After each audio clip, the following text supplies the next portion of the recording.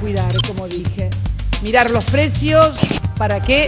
Para cuidar el bolsillo. Este programa que acaba de lanzar la presidenta se enmarca en 500 productos que hemos acordado con los supermercados, productos básicos de la canasta familiar que van a mantener el precio del 1 de febrero.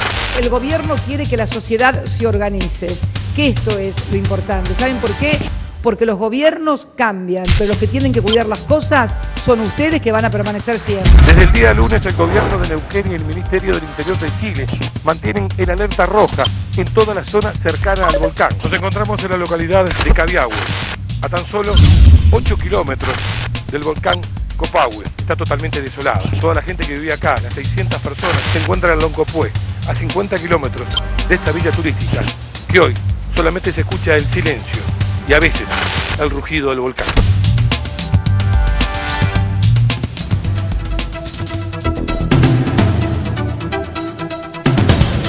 Muy buenas noches, bienvenidos. Llegan justo cuando comenzamos a hacer este resumen de noticias de la televisión pública. Hoy es miércoles, hay muchas noticias, hay mucha información, hay sesión en el Congreso Nacional, tenemos un móvil allí, hay muchísimo en este programa. Vamos a comenzar, como siempre, con los títulos del deporte. Gaby Previtera. Y en la jornada de hoy hay dos títulos muy importantes. Por un lado, Boca eliminado de la Copa Libertadores. El que pasó a las semifinales es Newell's y la definición fue desde el punto penal. Por el otro, los festejos de Gimnasia de La Plata. El segundo equipo que ascendió directamente a la primera división del fútbol argentino. En un rato repasamos todo.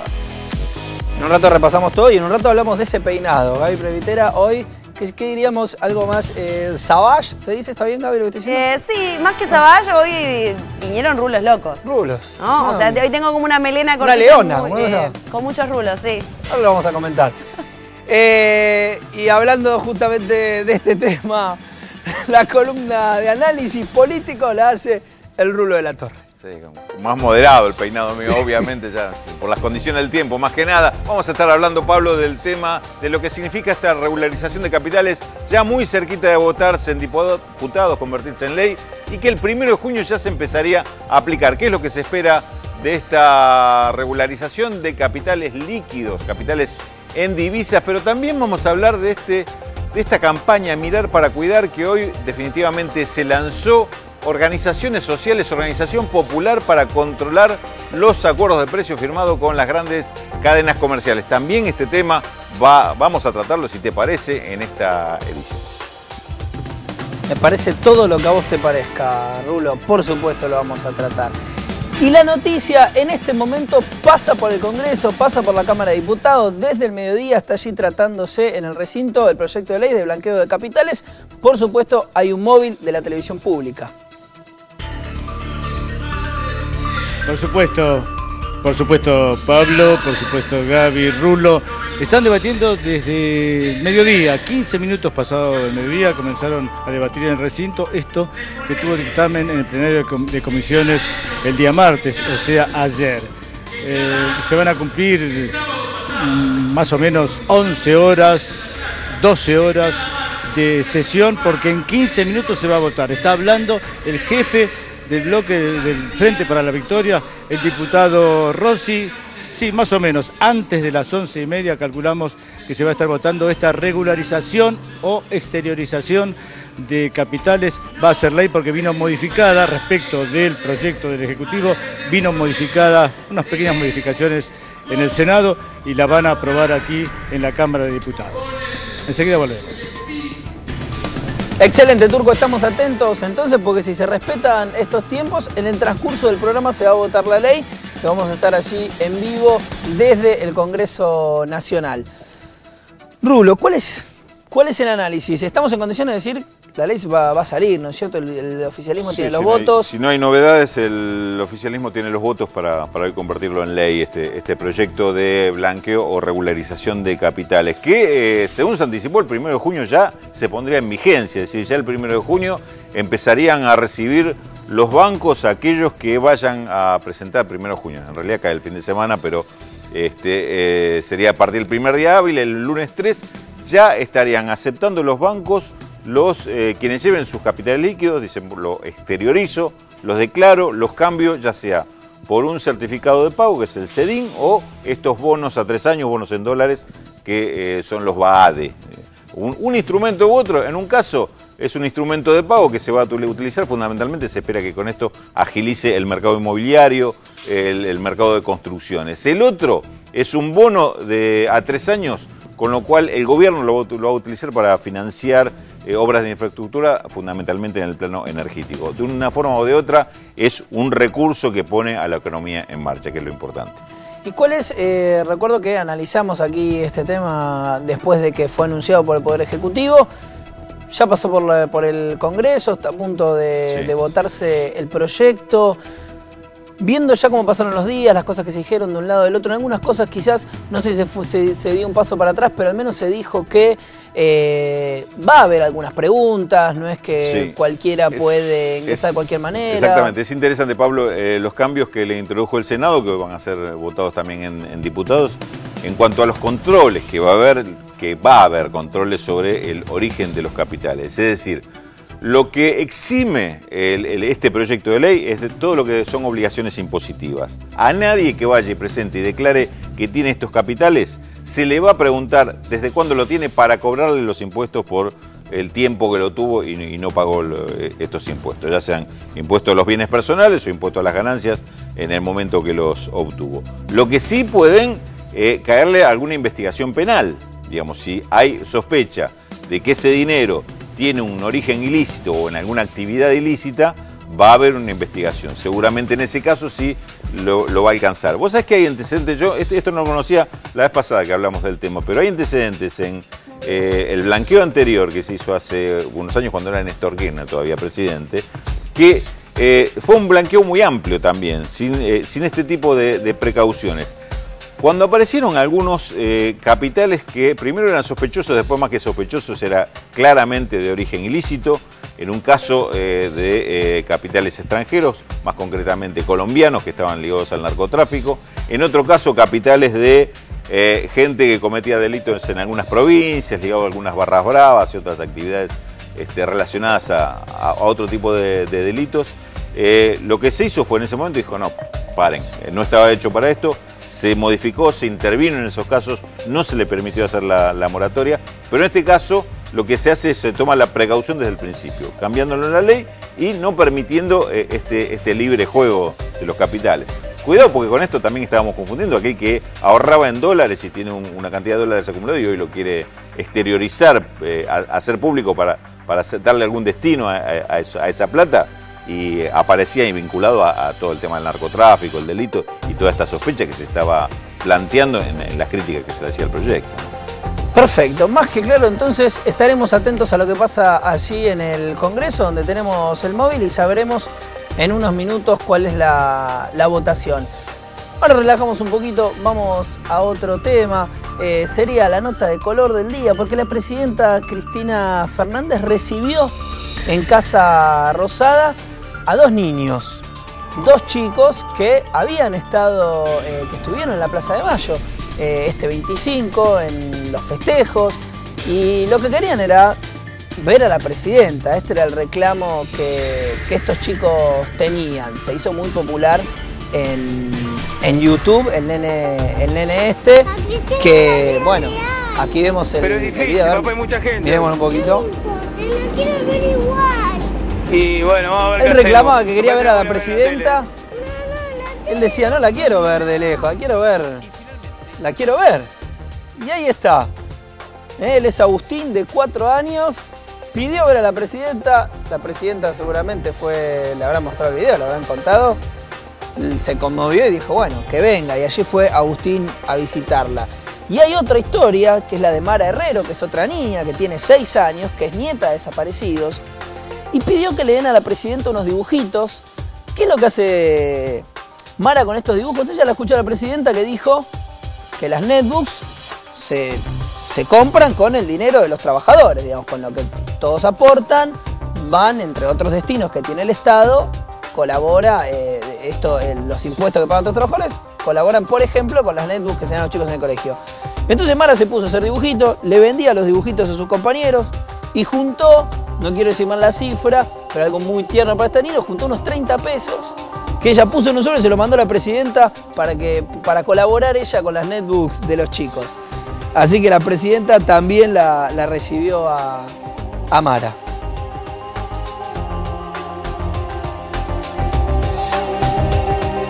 Bueno, realmente una ternura esos niños. Aparte me imagino juntando la plata allí, juntando el dinero ella para... El abrazo que le pegó ese pibe Agustín a la presidenta. También. Tenía ganas de conocerla en serio, ¿no? Ya pensé, la verdad que conmovedor. Y pasamos a otra actividad de la presidenta Cristina Fernández, que presentó, como bien nos anunciaba Raúl al comienzo de este programa, el plan Mirar para Cuidar. Cuidar los precios, ¿para qué? Para cuidar el bolsillo. En el programa Mirar para Cuidar, que rige a partir del 1 de junio, figuran todo tipo de alimentos, incluidas carnes, bebidas, infusiones, artículos de tocador y limpieza de primeras y segundas marcas. Pusimos en el centro del debate, en el verdadero centro de gravedad de la tan mentada inflación en la Argentina, que los precios no los fijamos ni el gobierno, ni la Secretaría de Comercio, ni los trabajadores, ni los jubilados, ni los estudiantes. Lo fijan los comerciantes, los empresarios, y que por lo tanto entonces era necesario abordar una cuestión muy importante, que era poner sobre la mesa las cosas.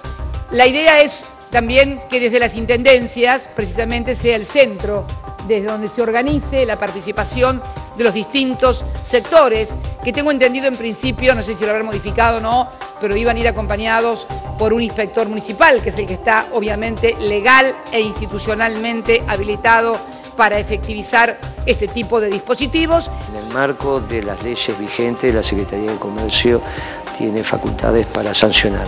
Usted me pregunta si va a ser necesario. De ninguna manera. Yo prácticamente le estoy dando la seguridad que si de algo se van a cuidar las grandes cadenas de supermercados, es que estos 500 precios estén en cantidad, estos 500 productos estén en precio y en cantidad suficiente para que el público no tenga ningún reclamo. Le repregunto en función de lo que ha pasado en los últimos meses, por ejemplo, con las cadenas de supermercados Cencosud, que aplicaron aumentos que van del 5 al 20% en algunos productos de consumo básico.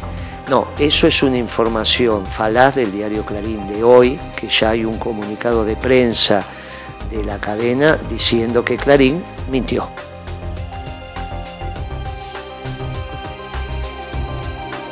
Bueno, anunciado el plan entonces, ¿cómo avanza esto, Rulo? En principio es interesante este párrafo que hemos elegido del discurso de Cristina, esto de poner en el centro de gravedad la tan mentada inflación. Tanto que se habló, Pablo, del tema de la inflación, que el gobierno la niega, que algunos insistían sobre este tema para echar la culpa al gobierno, otros realmente insistíamos en el tema de inflación porque creemos que hay abusos de precios, sobre todo de aquellos que tienen posiciones estructuralmente de ventaja frente al resto, posiciones dominantes en algunos mercados, y que se están abusando del tema de precios, que aumentan y no porque tengan aumento de costos. Lo que hizo el gobierno dio una respuesta inédita y por otra parte bastante original, en el sentido de decir, bueno, ponemos a las organizaciones sociales y reclamamos a la sociedad que se organice para controlar los precios. Vamos a ver cómo funciona esto. Nadie puede arriesgar de que esto va a ser exitoso, de que va a parar los abusos, de que esto va a ser automáticamente que se respeten los acuerdos de precios, pero es un mecanismo donde hace público el control y de alguna manera esta presión que sugería Guillermo Moreno en la nota que veíamos recién, él diciendo no va a haber incumplimiento del control, no va a hacer falta hacer sanciones porque van a entender que van a tener que cumplir, como diciendo, bueno, después de anunciar esto, a nadie se va a hacer el vivo o el pícaro de salirse del acuerdo de precios. Vamos a ver qué pasa, pero es interesante lo que puede dejar como saldo, como rédito, una organización social donde diferentes organizaciones, no solo políticas, porque están convocadas hasta organizaciones de la iglesia, asociaciones de consumidores y otro tipo de organizaciones civiles para que participen de esto, y todos van a participar porque la idea es que todos se junten y formen un mismo equipo, un mismo grupo coordinado por los municipios. Porque esto arranca en 50 municipios como plan piloto. Después la idea es extenderlo a todo el país. Eso te iba a preguntar, que era la duda que nos quedaba, ¿te acordás cuando se lanzó? Sí. ¿Cuál es el marco institucional, digamos? ¿Qué es lo que hacen las organizaciones? Van, ven el precio, no sé qué, ¿cómo actúan? Porque vos habrás leído, como yo, muchas editoriales de este fin de semana, muchas editoriales desde que esto se empezó a anunciar, de esta idea de que van a ir en patota, a entrar a los supermercados, a apretar a los dueños de los supermercados. Sí, no van a hacer... No hay una cosa directa con el dueño del supermercado, sino que es informar de alguna manera cuál es el marco institucional. No hay ni grupos armados, ni grupos con palos, ni aunque no estén armados, pero no van al supermercado. ¿A dónde van? Hay un responsable del grupo, que es el inspector municipal. Es el que en nombre de la municipalidad hace la gestión oficial. Va a ir acompañado de un equipo de gente que va a haber un miembro por cada una de estas organizaciones que participe, que podrán ser 4 o 5, y se va a tratar de que cada equipo que salga esté integrado por un miembro de todas las organizaciones que participan. Que se van a conocer, se va a hacer público esto, con lo cual hay una relación directa y formal del dueño del comercio con salen a hacer una inspección, no es que alguien por otra parte, tampoco tienen capacidad sancionatoria directa, sino que harán la denuncia en el caso de que detecten una irregularidad o incumplimiento, y después será la Secretaría de Comercio de la Nación quien, si corresponde, aplicará la multa o la sanción que quepa aplicar. Queda claro, entonces veremos cuando se implementa concretamente cómo funciona. Los docentes bonaerenses continúan con la medida de fuerza, que en un principio había sido anunciada para lunes y martes, pero al agravarse aún más el conflicto, la extendieron hasta mañana inclusive, y que suma 12 días sin clases para los alumnos de la provincia de Buenos Aires desde que se inició este ciclo lectivo. El conflicto no parece tener una solución. El gobierno provincial, ¿qué está diciendo? Esta es la oferta más razonable que podemos plantear, que es del 22,6%. Más allá de eso no se puede. Y por el otro lado, los gremios dicen que quieren algo que mejore ese 22,6%, pero además que se reparta en menor cantidad de cuotas.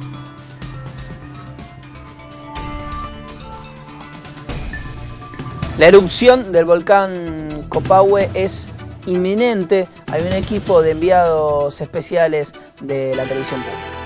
Nos encontramos en la localidad de Cabiahue, a tan solo 8 kilómetros del volcán Copahue. Está totalmente desolada. Toda la gente que vivía acá, las 600 personas, se encuentran en Loncopué, a 50 kilómetros de esta villa turística, que hoy solamente se escucha el silencio y a veces el rugido del volcán. Esto puede dispararse desde, como siempre decimos, inmediatamente hasta dentro de unas horas, días, y ahora es ver cómo sigue evolucionando y qué es lo que pasa. Pero esto, lo bueno es que nos pusimos en contacto con el Observatorio Volcanológico Chileno y estamos trabajando en conjunto. Yo llamo diariamente, un par de veces hablo con ellos, intercambiamos y hemos tomado esta decisión un poco juntos, ¿no? Ellos ya el día anterior me dijeron que si esto seguía tenían pensado dar el alerta roja, y entonces ahí es donde nosotros ya veíamos que teníamos que también hacerlo, porque el volcán está muy cerca de Cabiahue. Desde el día lunes el gobierno de Neuquén y el Ministerio del Interior de Chile mantienen el alerta roja en toda la zona cercana al volcán. Hay que volver, sí o sí. Sí, estamos viendo cómo está todo, en realidad estamos muy bien, estamos refugiados en Loncopué y en Las Lajas, pero las familias están bien, están tranquilas, estamos esperando que el volcán se decida, a ver, que haga sus manifestaciones y que salga todo lindo. ¿Qué dejaron acá? Nuestras casas, pero bueno, estamos tranquilos mirá, podemos venir a ver cómo están, gracias a la policía, al ejército, a todo el operativo montado por el gobierno. Bueno, estamos acompañados.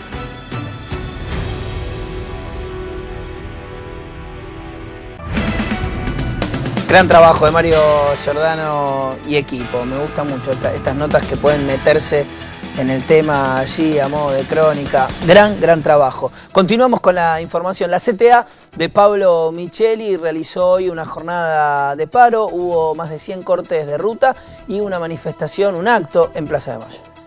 Agustín Tosco, si estuviera hoy, habría estado en este acto y no el del sábado pasado. A 44 años del Cordobazo, la CTA de Pablo Micheli cumplió con un cronograma de más de 100 cortes en los accesos a la ciudad de Buenos Aires y en rutas nacionales y provinciales, en el marco de un paro convocado en reclamo de la eliminación del impuesto a las ganancias, la universalización de las asignaciones familiares y del 82% móvil para los jubilados, además de la suba del salario mínimo a 5.000 pesos por mes. El punto culminante de la jornada fue el acto realizado en la Plaza de Mayo junto a agrupaciones de izquierda. Nosotros tenemos dignidad y por eso no vamos a especular si este es un año electoral o no para salir a la calle y luchar. Uno de los oradores fue el titular de la Federación Agraria Argentina, Eduardo Bussi. Si alguna de las cosas que se reclamaba desde el movimiento obrero, agrario, se hubiesen resuelto no tendríamos motivo. Pero como las cosas se agravan y los problemas no se resuelven y no hay ámbito donde se pueda discutir nada, el lugar que tenemos es el lugar del reclamo. Si no hay acción, no hay unidad. El cierre estuvo a cargo de Pablo Micheli. Lo primero que destacó fue la ausencia en la convocatoria de la CGT de Hugo Moyano. La verdad que no, la diferencia es que no vino, nada más. Ellos decidieron no participar de esta jornada, excepto los camioneros, que entiendo que es una señal para mantener un puente en el contexto de la unidad de acción que estamos construyendo. Pero bueno, ellos creen que son tiempos de la disputa electoral. Nosotros creemos que sí, que efectivamente es verdad que hay una disputa electoral este año, pero eso no significa abandonar la calle, porque no tuvimos respuesta favorable a todos los problemas que planteamos. Así que bueno, hoy no estamos juntos, pero posiblemente lo estemos en otra jornada, así que no es para desesperarse. Somos dos centrales distintas y tenemos independencia de criterio. El ex gobernador, ex candidato presidencial de Frente Amplio Progresista, Hermes Wiener, y el Partido Socialista Argentino fueron expulsados del Foro de San Pablo por el apoyo que en su momento tuvo Wiener al candidato presidencial venezolano Capriles.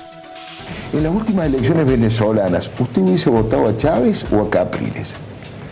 Yo hubiese votado por Capriles. Por Capriles, claro. No fueron solamente las palabras, pero fueron determinantes para que la organización que agrupa a los partidos populares de la región decidiera separar al Partido Socialista, del que Wiener es presidente, de su grupo de trabajo tras esperar en vano una explicación que le habían pedido. Y como él es presidente del Partido Socialista y el Partido Socialista es integrante del Foro de San Pablo, se solicita una aclaración, una respuesta. Como no la hace, se propone su expulsión, su separación del grupo de trabajo. El Foro de San Pablo es un frente constituido por partidos progresistas, como el Partido de los Trabajadores, como el Frente Amplio, como Alianza País de Ecuador, como el MAS de Bolivia, y entonces también culpar a los gobiernos progresistas por esas víctimas mayoritariamente chavistas, parecía que involucraba al gobierno de Dilma, al gobierno de Evo, al gobierno de Correa. Eso era muy grave. Entonces, ante la falta de respuesta, la Secretaría Ejecutiva propone separar al Partido Socialista, y eso fue aprobado por los partidos argentinos integrantes del foro.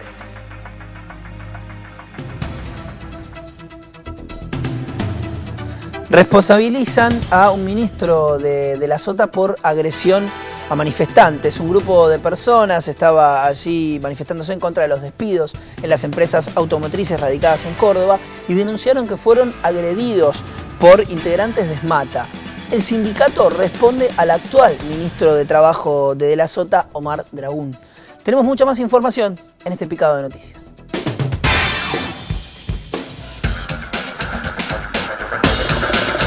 El fiscal de la causa AMI, Alberto Nisman, emitió un dictamen en el que acusa a Irán de infiltrar varios países de Sudamérica para cometer y patrocinar atentados terroristas. El funcionario enviará exhortos a Brasil, Paraguay, Chile, Uruguay, Colombia y a algunas naciones caribeñas. La Comisión de Asuntos Constitucionales del Senado se reunirá el martes para analizar el proyecto de intervención al Poder Judicial de Corrientes. La iniciativa es del legislador José María Roldán, quien aseguró que existe la posibilidad de proscripción de candidatos. Luego de que la justicia porteña suspendiera el decreto de Macri para privatizar el servicio de préstamos de bicicletas, el jefe comunal confirmó por Twitter que ese sistema será manejado por la ciudad como hasta ahora. Hasta aquí el primer bloque de este resumen de noticias. Nos vamos a un corte muy chiquitito y ya volvemos.